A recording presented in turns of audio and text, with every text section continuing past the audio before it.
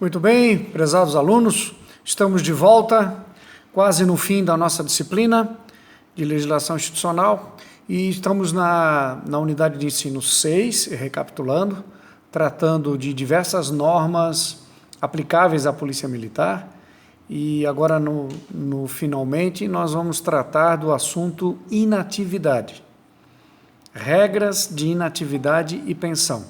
Este é um assunto que no ano passado, no ano de 2019, foi a tônica do trabalho dos comandantes gerais das polícias militares, Corpo de Bombeiros Militares, do CNCG, Conselho Nacional de Comandantes Gerais e de todas as entidades de classe que representam oficiais e praças nas polícias militares. Por quê?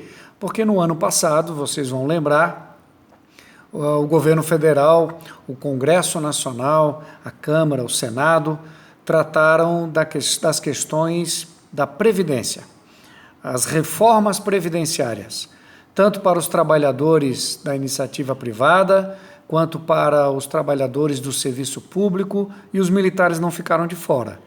Foi feita uma reforma também no sistema previdenciário dos militares. E qual foi a nossa luta lá no ano passado? Para que nós nos encaixássemos nas mesmas normas gerais das Forças Armadas. A nossa luta foi por um alinhamento, uma convergência das regras dos militares estaduais para com as regras dos militares federais. E foi o que a gente efetivamente obteve. Duas normas em especial foram trabalhadas para que a gente conseguisse esse objetivo. A PEC 006, que resultou na emenda constitucional número 103, alterou o artigo 22 da Constituição Federal e estabeleceu ali que a União redige as normas gerais sobre inatividade e pensão dos militares dos estados. Esse foi o primeiro ponto. E o segundo ponto foi nós embarcarmos na lei número 13.954, que criou o Sistema de Proteção Social dos Militares Federais, e ali nós fomos incluídos, um capítulo foi aberto para que nós pudéssemos ser ali incluídos, estabelecendo-se então o alinhamento, a convergência com as mesmas regras. É isso que nós vamos verificar agora. Então coloque aí na lembrança de vocês. PEC 006 originou a Emenda Constitucional 103, que alterou a Constituição e estabeleceu que a União passa a ter competência para declarar normas gerais sobre inatividade e pensão também dos militares estaduais. Ela faz, naturalmente, para os militares federais, das Forças Armadas, Exército, Marinha e Aeronáutica, mas faz também normas gerais para os militares dos estados. E a lei número 13.954, que está aqui gravada aqui, é que estabelece as regras de sistema de proteção social dos militares. Agora os militares não têm mais chamado sistema de previdência. Militar não tem mais previdência. Agora é sistema de proteção social. Tá certo? Então eu vou destacar aqui para vocês exatamente as premissas que balizaram a construção dessas leis. É preciso entender que a situação do inativo civil e do inativo militar são situações diferentes, é bem diferente, tá? Então vamos nos concentrar nessas premissas. O civil, ele tem previdência, é isso que ele tem. O civil se aposenta. Então, qualquer trabalhador civil, seja servidor público ou seja trabalhador da iniciativa privada, quando ele cumpre os requisitos, ele se aposenta. Então, a gente só fala em aposentadoria para o civil. O civil paga contribuição previdenciária, então desconta no contra-cheque dele um pagamento chamado contribuição previdenciária. O civil precisa entrar em regras específicas que balanceiam ou equilibram duas coisas, idade mínima e tempo de contribuição. Isso é do mundo civil, é para aposentadoria de civil. O regime de sistema previdenciário para os civis chama-se o regime contributivo. O que significa isso? Ele contribui durante todo o tempo que ele trabalhou, ele contribui para pagar a aposentadoria dos que já se aposentaram. Quem está trabalhando, ou seja, quem está na ativa lá no mundo civil, contribui para pagar a aposentadoria de quem já trabalhou e agora está aposentado. Por isso o sistema se chama contributivo. E o benefício de quem é aposentado lá no mundo civil, ele é administrado e pago por um fundo previdenciário, normalmente ligado ou vinculado a um instituto de previdência. Tá? Então, é assim que funciona para o civil. Este é o mundo deles, no que se refere a direito previdenciário. Agora nós vamos ver aqui embaixo como é a vida do militar. Como é o assunto direito previdenciário para o militar? Primeiro, militar não tem previdência. Não se chama previdência, chama-se sistema de proteção social. Militar nunca se aposenta. É errado falar eu sou militar aposentado. Não existe. Militar vai para a reserva. Eu sou militar da reserva.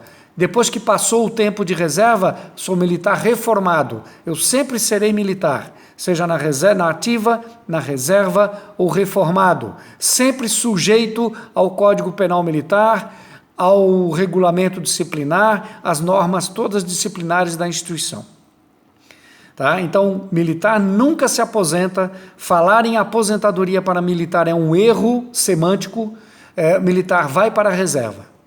Militar não paga contribuição previdenciária. Por que não paga contribuição previdenciária? Porque não tem previdência. O nome não é previdência, o nome é sistema de proteção social. Então, o valor que ele recolhe no contra-cheque é contribuição social. É para isso que ele paga. E qual é o objetivo aqui? É para pagar a pensão. Vou botar bem grande aqui, ó, letra P. O militar paga a sua contribuição social para pagar a pensão. Ou seja, no dia que ele morrer, os seus dependentes terão direito a receber o seu salário, a sua remuneração. E o nome aí deixa de ser remuneração, muda de nome, passa a ser pensão. Então o militar a vida inteira ele contribui no contra-cheque para a pensão, para o dia que ele morrer. Enquanto ele estiver vivo, ele não paga para ele mesmo e nem paga para os inativos. Porque a responsabilidade de pagar os inativos, a responsabilidade de pagar a remuneração quando ele estiver na reserva é do Estado, é do Tesouro do Estado. O militar paga a sua contribuição social que desconta no contra-cheque para a sua pensionista. Tá? Então nós pagamos para o futuro, para quando nós morrermos, nossos dependentes, seja nossos pensionistas, seja a esposa, sejam os filhos, possam continuar recebendo a nossa remuneração. Tá bom? Militar não comprova idade mínima, não existe idade mínima para militar. Militar só precisa comprovar tempo de serviço. Sim, existe um tempo mínimo. Ele tem que alcançar aquele tempo para daí ter direito a ir para a reserva. Então, tempo mínimo de serviço tem. Agora, idade não, vai para a reserva com a idade que tiver, desde que tenha alcançado o tempo mínimo de serviço. O regime do sistema de proteção social dos militares é um regime chamado retributivo. É diferente aqui do civil, que é contributivo. Né? O civil contribui para pagar aqueles que estão aposentados. O militar, ele contribui com a sua contribuição social para a pensionista, para a pensão, para quando ele morrer, só para isso. Tá, e como é que ele recebe remuneração quando está na reserva? É o Estado que paga, é o Tesouro do Estado que tem esse encargo. Por isso, o sistema é retributivo, o regime é retributivo. O militar recebe uma remuneração quando está na reserva como retribuição, como prêmio, como recompensa por todo o tempo de serviço que ele dedicou na ativa. O Estado faz o seguinte acordo com o militar: ó, venha aqui ser militar, fique aqui 35 anos trabalhando na ativa, que quando você for para a reserva, eu prometo que vou retribuir, pagando até você morrer, a sua remuneração de inativo. É esse o acordo que o Estado faz com o militar. E depois que o militar morreu, estava lá na reserva e morreu, bom, aí não é mais o Estado.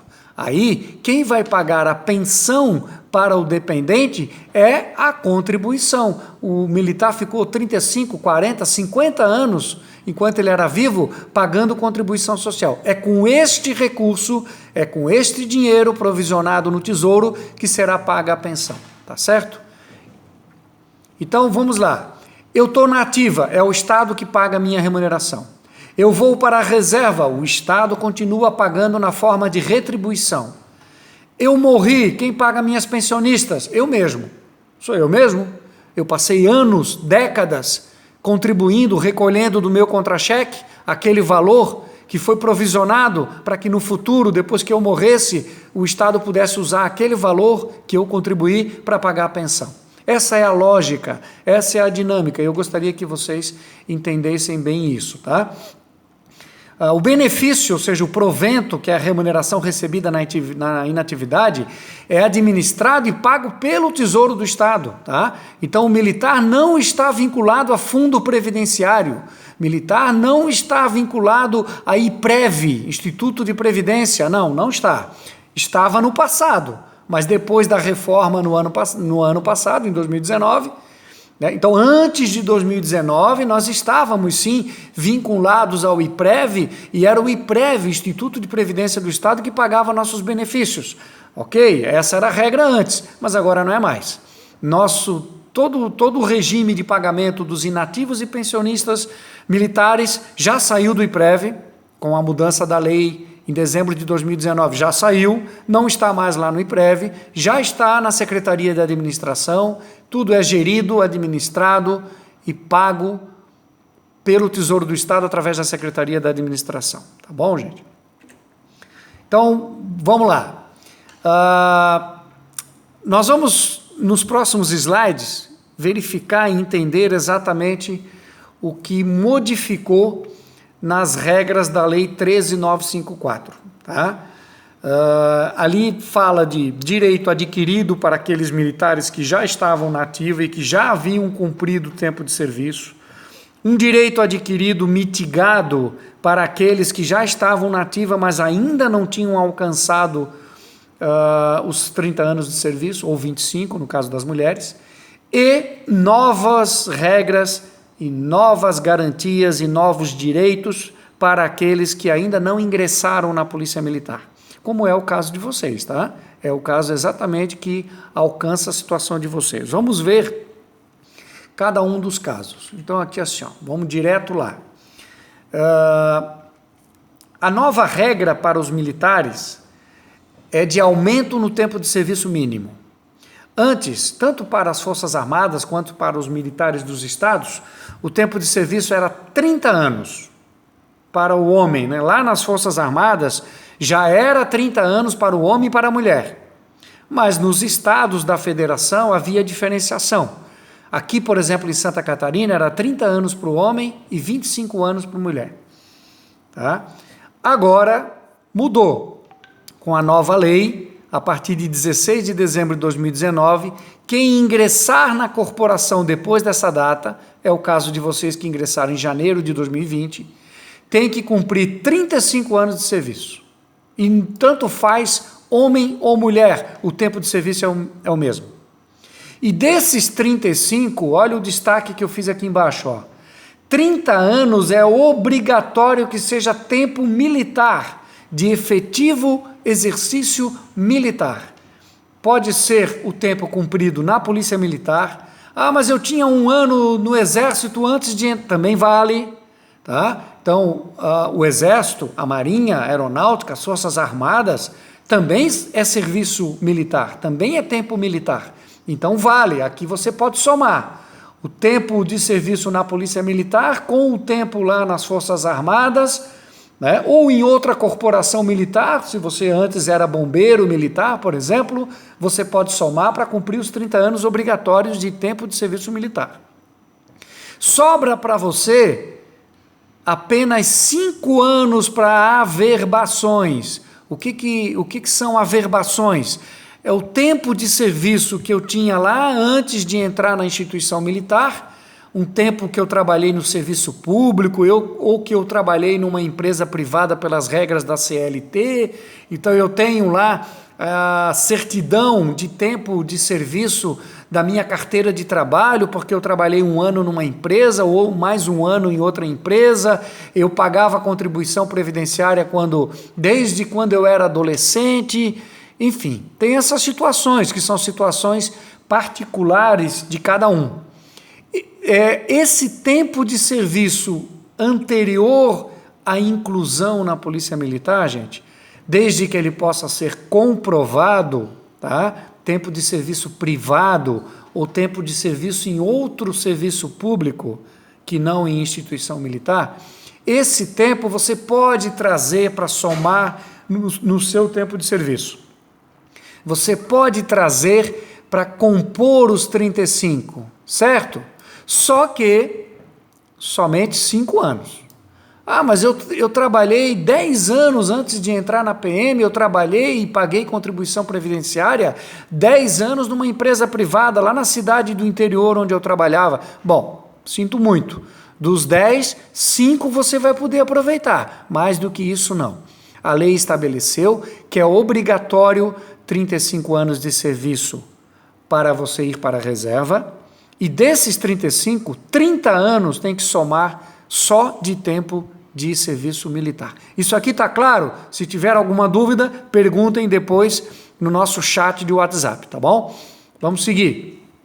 Agora eu separei os grupos de policiais militares para que vocês possam entender quais são os efeitos e as consequências da nova lei, tá bom? Então vamos lá. Policiais militares da ativa, que quando a lei foi sancionada, dezembro de 2019, ela foi sancionada, então que até dezembro de 2019 já possuíam 30 anos de serviço e 25 anos, no caso da mulher.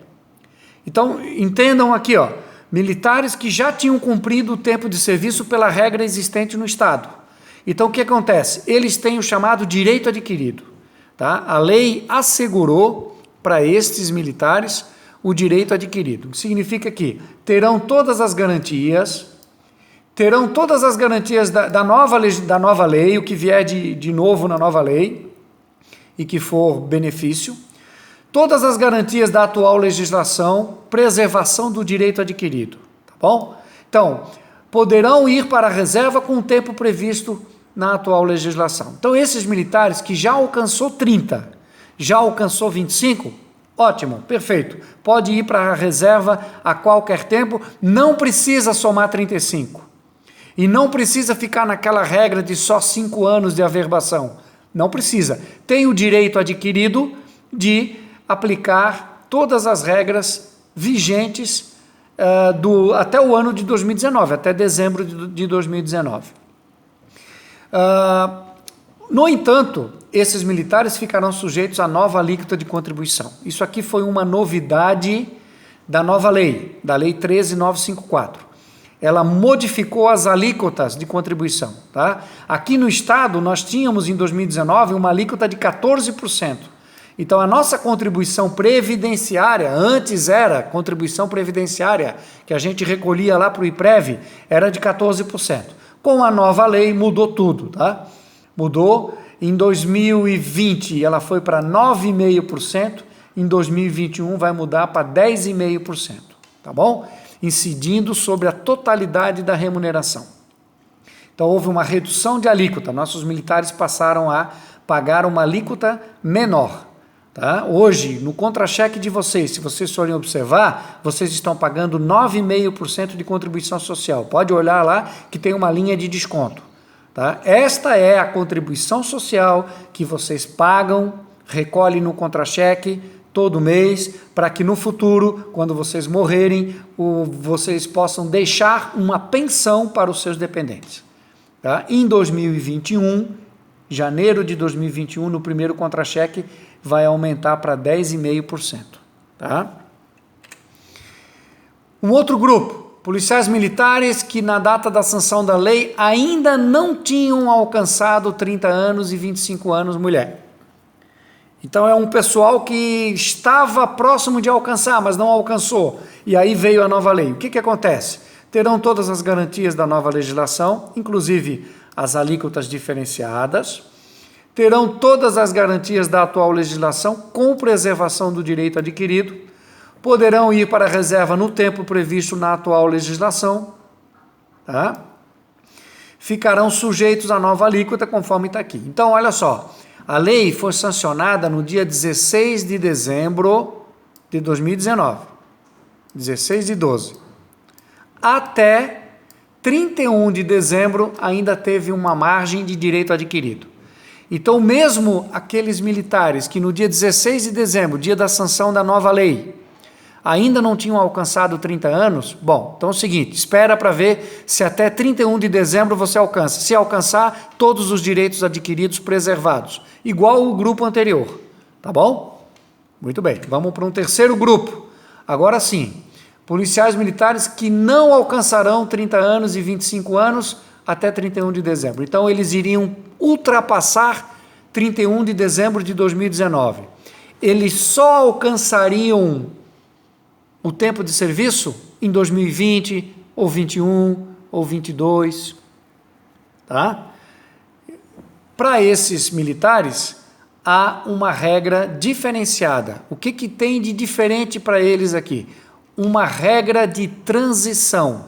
Eles terão que trabalhar um tempo a mais, proporcionalmente ao tempo que eles já possuem, tá?